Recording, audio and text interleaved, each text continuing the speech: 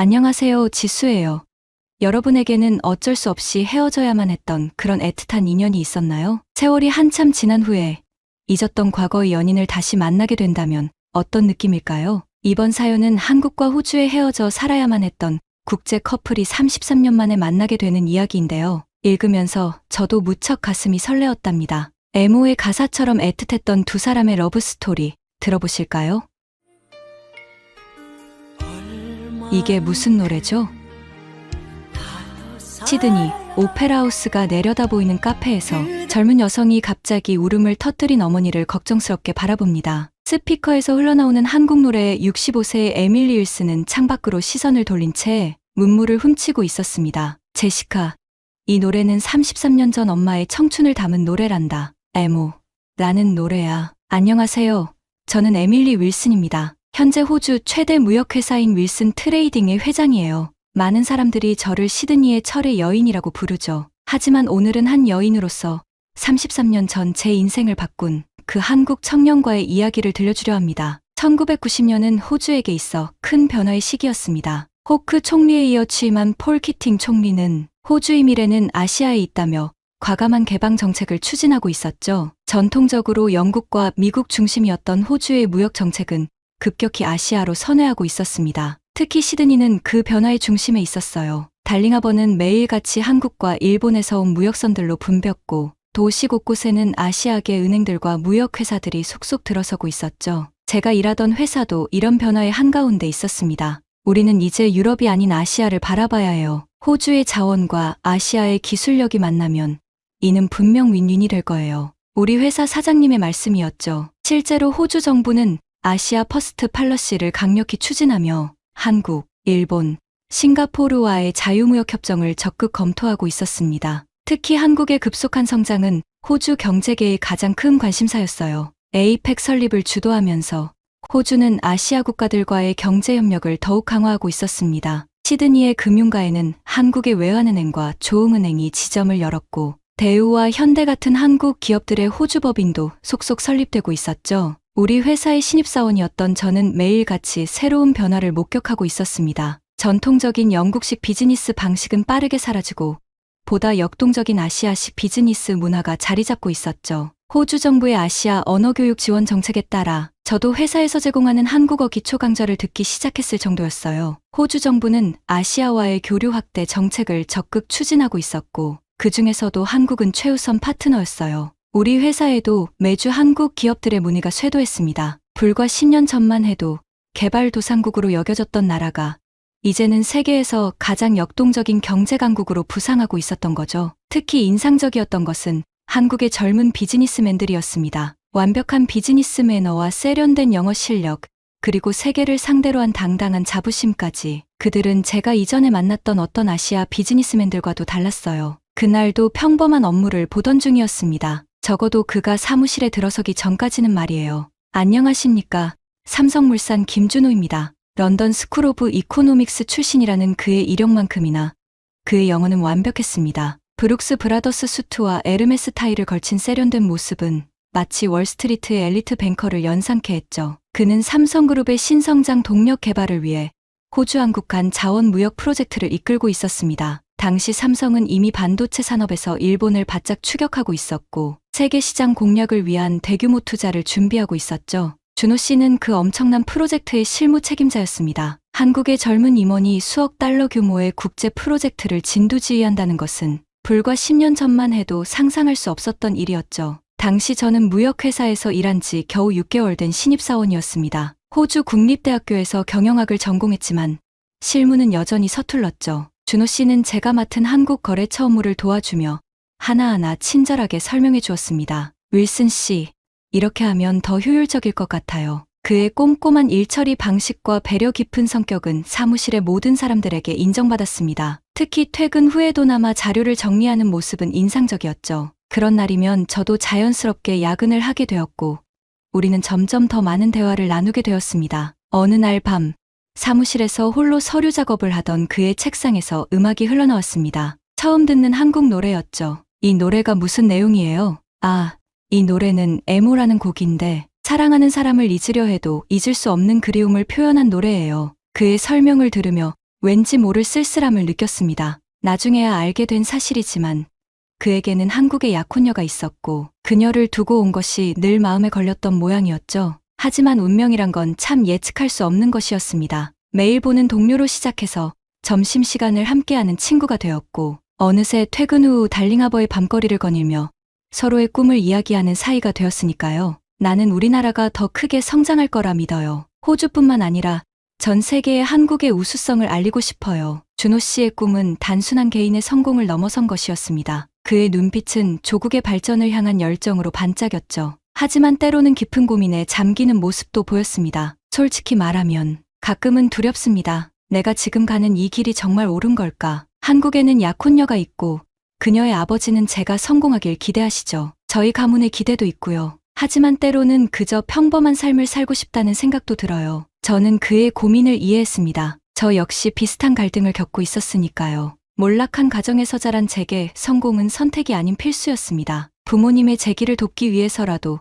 저는 반드시 성공해야만 했죠. 난 때로 궁금해요. 내가 정말 원하는 게 뭔지, 이 무역회사에서의 성공이 진정 내 꿈인지, 아니면 그저 현실과 타협한 결과인지. 우리는 서로의 고민을 나누며 위로가 되어 주었습니다. 준호 씨는 한국의 경제 발전을 이끌어가는 주역이 되고 싶어 했고, 저는 호주 최고의 비즈니스 우먼이 되어 부모님께 자랑스러운 딸이 되고 싶었죠. 하지만 우리의 마음 한켠에는 다른 꿈도 있었습니다. 준호 씨는 가끔 고향 바닷가에 작은 카페를 차리고 싶다는 이야기를 했고, 저는 프랑스에서 와인을 공부하고 싶다는 꿈을 이야기했죠. 하지만 그것은 그저 꿈일 뿐이었습니다. 에밀리, 당신을 만나면서 처음으로 생각했어요. 내가 정말 원하는 게 무엇인지. 하지만 우리에겐 각자의 책임이 있잖아요. 나는 약혼녀와 가족에 대한, 당신은 부모님에 대한. 현실은 냉혹했습니다. 준호 씨에게는 한국에서 기다리는 약혼녀가 있었고, 저에게는 제 길을 꿈꾸는 부모님이 계셨죠. 우리의 사랑은 그저 잠시 스쳐 지나가는 봄날의 꿈이어야만 했습니다. 어쩌면 그래서 애모라는 노래가 우리의 마음을 더욱 아프게 했는지도 모릅니다. 사랑하면서도 사랑한다 말할 수 없는, 그리워하면서도 그리워한다 표현할 수 없는 그런 아픈 현실 앞에서 우리는 각자의 길을 선택할 수밖에 없었으니까요. 시드니의 여름이 끝나갈 무렵 우리의 관계도 미묘하게 변화하고 있었습니다. 하지만 우리는 서로의 마음을 확인하지 못했죠. 아니, 어쩌면 확인하지 않으려 했는지도 모릅니다. 그러던 어느 날 준호 씨가 한국에서 급한 연락을 받았다며 잠시 귀국해야 한다고 했습니다. 약혼녀의 아버지가 위독하다는 소식이었죠. 공항으로 배웅을 나가면서 저는 알았습니다. 이게 우리의 마지막이 될 거란 걸. 에밀리, 이 테이프 선물로 드릴게요. 제가 좋아하는 노래니까 가끔 들어주세요. 그렇게 건네받은 에모 테이프는 지금도 제 서랍 한켠에 고이 보관되어 있습니다. 준호 씨는 그 후로 시드니로 돌아오지 않았습니다. 약혼녀의 아버지가 돌아가시고 그녀를 홀로 두고 올 수 없다고 짧은 편지로 알려왔죠. 저는 그의 선택을 이해했습니다. 오히려 그런 책임감 있는 모습이 더 사랑스러웠을지도 모르겠네요. 하지만 삶은 계속되어야 했고 저는 일에 모든 열정을 쏟아부었습니다. 그의 부재는 오히려 저를 더 강하게 만들었는지도 모릅니다. 업무에 집중하면서 승진도 빨랐고 40대 초반에는 최연소 여성 임원이 되었죠. 결혼.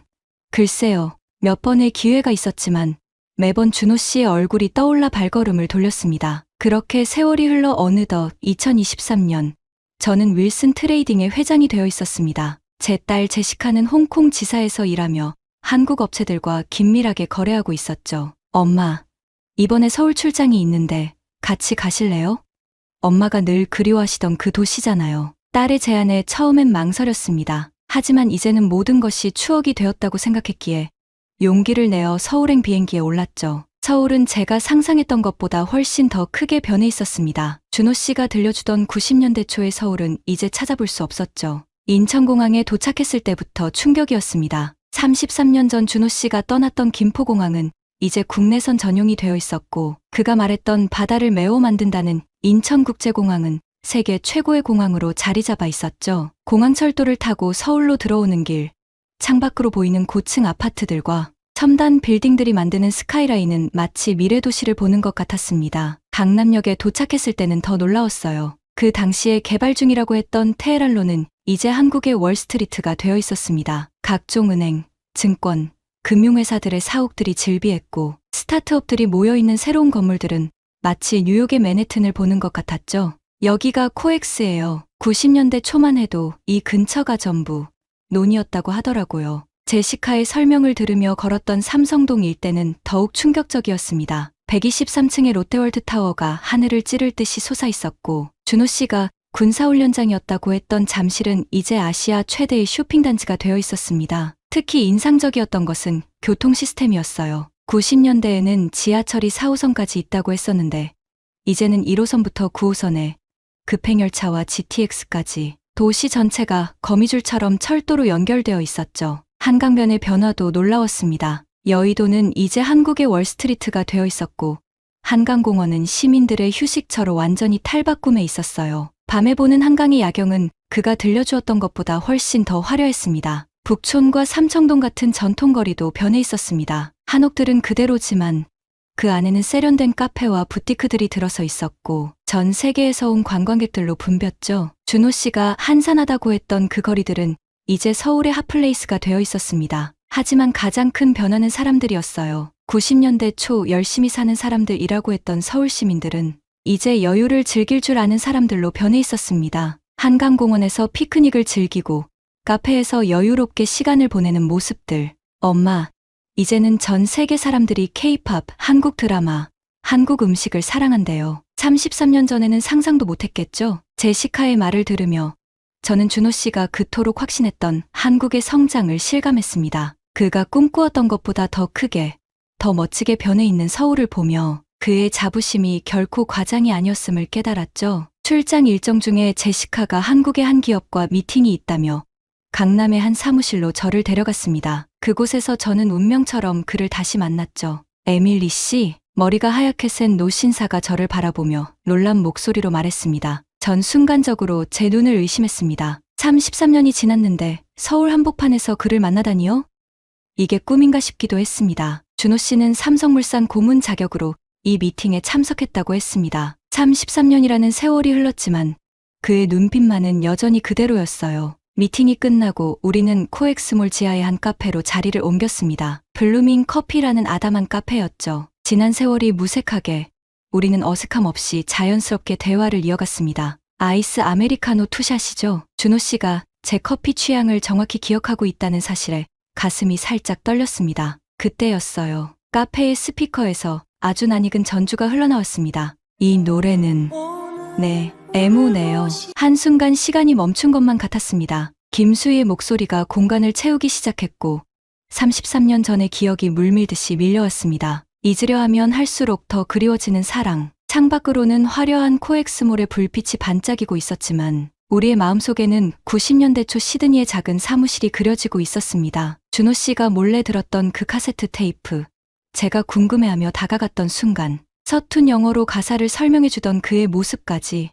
이 카페, 사실 제가 운영하는 곳입니다. 준호 씨의 말에 놀라 고개를 들었습니다. 은퇴하고 시작한 작은 취미예요. 매일 이 시간이면 그때 그 노래를 틀어요. 혹시라도 에밀리가 이곳을 지나갈까 하는 마음으로. 그의 눈가에 맺힌 눈물이 보였습니다. 저도 모르게 손이 떨려왔고 그토록 참아왔던 감정이 복받쳐 올랐습니다. 지워낼 수 없는 옛사랑이요. 노래 가사처럼 우리는 서로를 단 한순간도 잊은 적이 없었던 거죠. 카페의 한쪽 벽에는 오래된 카세트 테이프가 장식되어 있었습니다. 자세히 보니 그때 그 테이프였어요. 바래진 라벨에는 희미하게 애모라는 글씨가 남아 있었습니다. 창밖으로 석양이 지고 있었습니다. 맞은편 무역센터 빌딩의 유리창에 붉은 햇살이 반사되어 우리가 앉은 자리까지 은은하게 비춰지고 있었죠. 마치 33년 전 시드니의 그날처럼. 준호 씨의 고백에 저는 눈물이 흘렀습니다. 우리는 서로의 세월을 이야기했습니다. 그의 아들은 현재 미국에서 공부하고 있고 제 딸 제시카는 이제 곧 결혼한다는 이야기도 했습니다.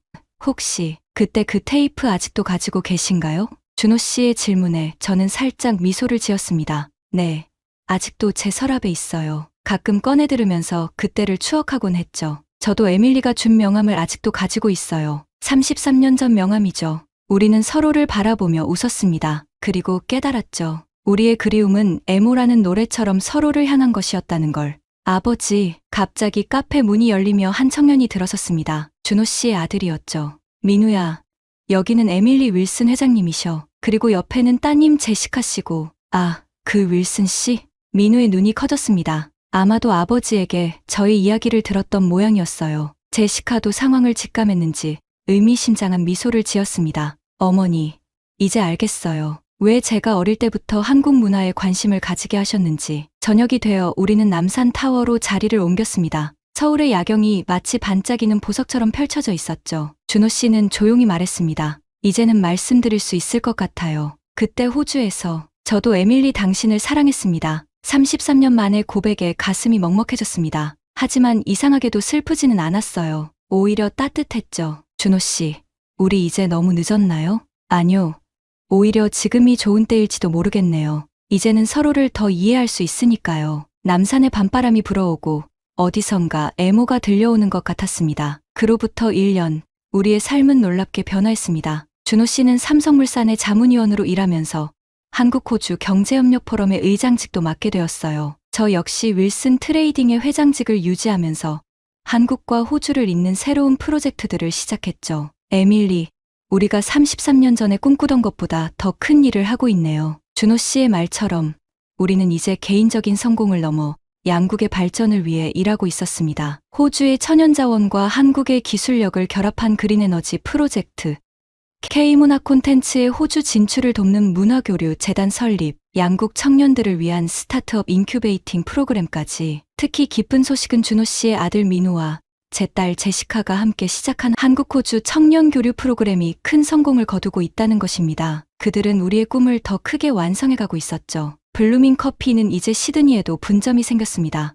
달링하버가 내려다 보이는 전망 좋은 자리예요. 그곳에서도 매일 같은 시간에 애모가 흘러나옵니다. 하지만 이제 그 노래는 더 이상 가슴 아픈 그리움의 노래가 아닙니다. 잊으려 하면 할수록 더 그리워지는 사랑. 이 가사는 이제 우리에게 다른 의미로 다가옵니다. 33년이라는 긴 시간 동안 서로를 잊지 못했기에 우리는 더 깊은 사랑을 할 수 있게 되었다는 감사함으로 말이죠. 매주 일요일 아침, 우리는 시드니와 서울을 오가며 두 도시의 블루밍 커피에서 애모를 듣습니다. 때로는 시드니에서, 때로는 서울에서 노래가 흘러나올 때면 준호 씨와 저는 서로를 바라보며 미소 짓습니다. 지워낼 수 없는 옛사랑이여. 이제 이 가사는 우리에게 새로운 의미가 되었습니다. 지우지 않았기에, 잊으려 하지 않았기에 다시 만날 수 있었고, 더 성숙한 사랑을 할 수 있게 되었다는 감사함으로 가득한 노래가 된 것이죠. 에밀리, 우리의 그리움이 이렇게 아름다운 결실을 맺을 줄 누가 알았을까요? 준호 씨의 말처럼 우리의 오래된 그리움은 이제 감사함으로 바뀌었습니다. 개인의 사랑을 넘어 두 나라의 가교 역할을 하게 된 것,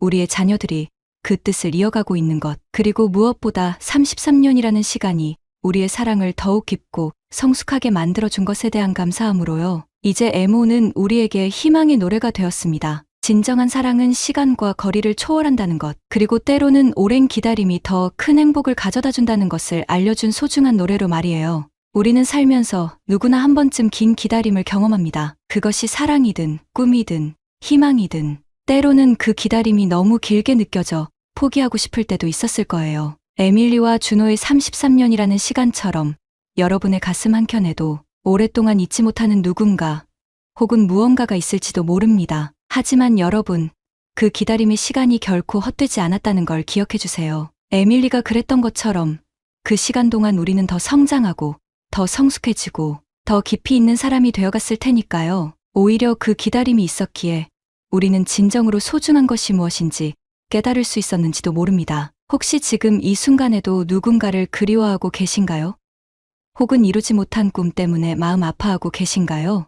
그렇다면 에밀리와 준호의 이야기가 여러분께 작은 위로가 되었으면 좋겠습니다. 진정한 사랑과 꿈에는 결코 유통기한이 없다는 것, 그리고 모든 기다림에는 그만한 가치가 있다는 것을 보여주는 증거니까요. 우리의 인생에는 때로 애모와 같은 노래가 있습니다. 들을 때마다 가슴 한켠이 아려오는, 누군가를 떠올리게 하는 그런 노래 말이에요. 하지만 언젠가는 그 노래가 에밀리와 준호처럼 감사함으로 바뀔 수 있다는 걸 믿으셨으면 좋겠습니다. 오늘 이 이야기를 들으시는 모든 분들의 가슴 속에 있는 애모가 언젠가는 더 아름답고 의미 있는 추억으로 피어나기를 진심으로 바랍니다. 그리고 그때까지 여러분의 기다림이 결코 외롭지 않기를 바랍니다. 제 이야기에 귀 기울여 주시고 에밀리와 준호의 33년을 함께 느껴주셔서 진심으로 감사합니다. 다음에도 여러분의 마음을 따뜻하게 해줄 수 있는 이야기로 찾아뵙겠습니다. 좋은 하루 보내세요. 지금까지 지수튜브였습니다. 여러분의 구독과 좋아요는 큰 힘이 됩니다.